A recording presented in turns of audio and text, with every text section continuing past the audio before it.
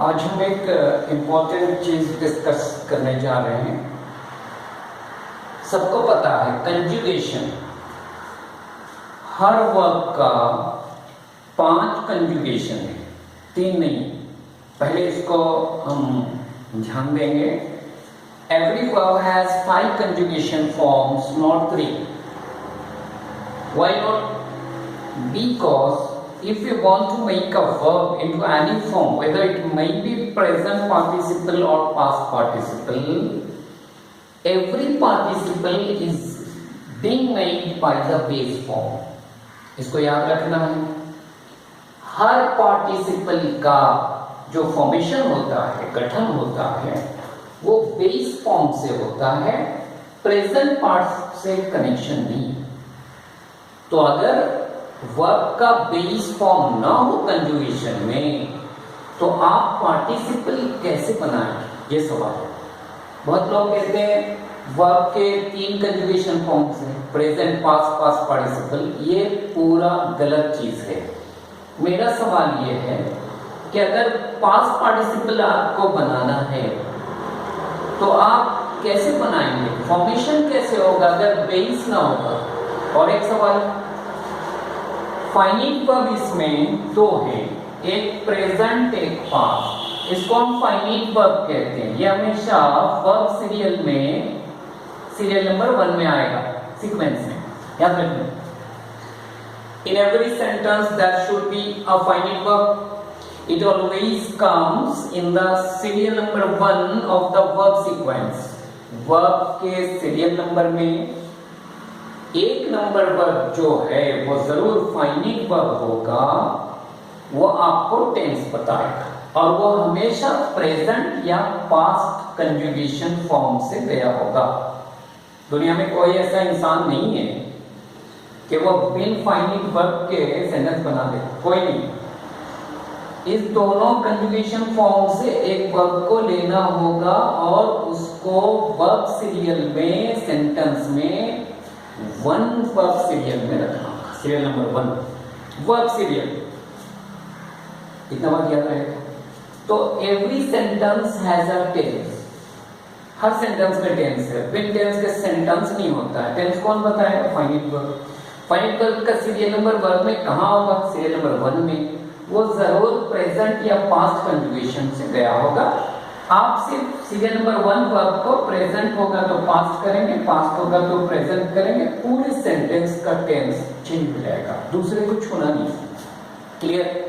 और बाकी serial number में अगर वर्ब्स हैं तो वो कभी सीरियल नंबर 1 में नहीं आए होंगे, वो जरूर 2, 3 में होंगे। जो 1 में आया होगा वो यहाँ पे होंगे, प्रेजेंट या पास्ट में। बाकी जो होंगे वो या तो बेस में होंगे या प्रेजेंट पार्टिसिपल या पास्ट पार्टिसिपल में जरूर होंगे। अब सवाल है पार्टिसिपल कैसे बनाएंगे? हर participle verb serial number 1 verb में कभी नहीं आएगा, वो जरूर 2, 3, 4 में आएगा और उसके पहले एक फाइनिट वर्ब होगा। क्लियर हो गया? फाइनिट वर्ब का काम है वो सेंटेंस में टेंस को बताएगा, दूसरा काम नहीं।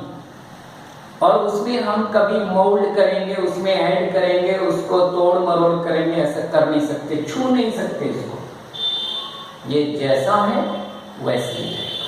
अब क्वेश्चन होता है कि पार्टिसिपल कैसे बनता है। याद रखना, हर पार्टिसिपल का जो फॉर्मेशन है, गठन है, वो बेस से होता है।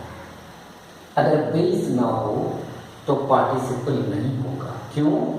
पार्टिसिपल नॉन फाइनिट वर्ब्स हैं और बेस भी नॉन फाइनिट। क्लियर हो गए?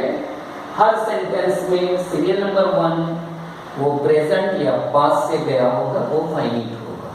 2, 3, 4 वो जो होंगे वो ये 3 कंजुगेशन फॉर्म से गए होंगे।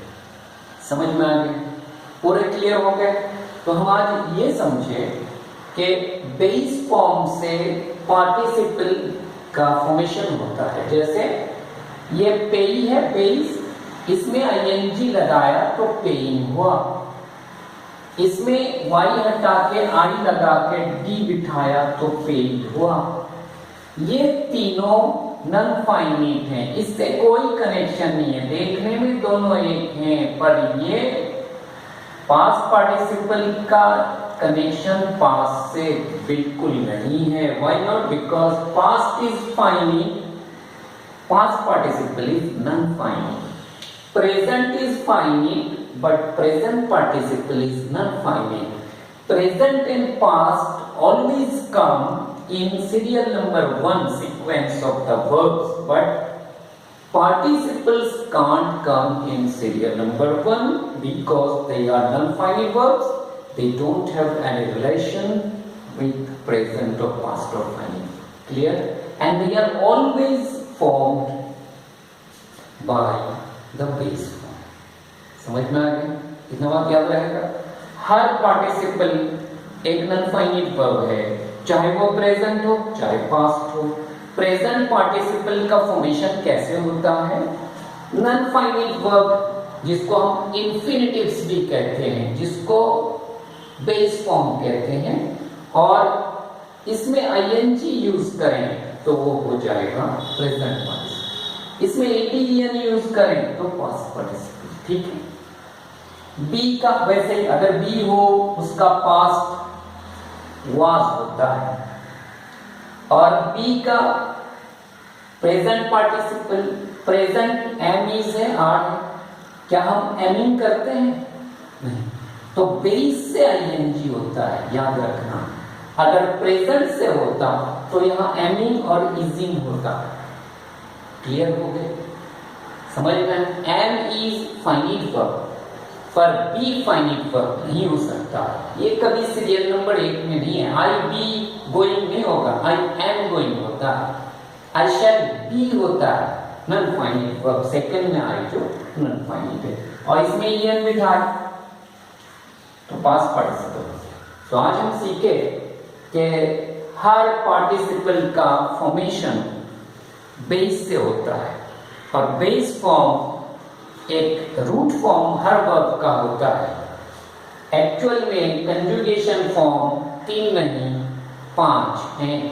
Base form, present participle, present, past, past participle, और हर पार्टिसिपल का फॉर्मेशन बेस से होता है।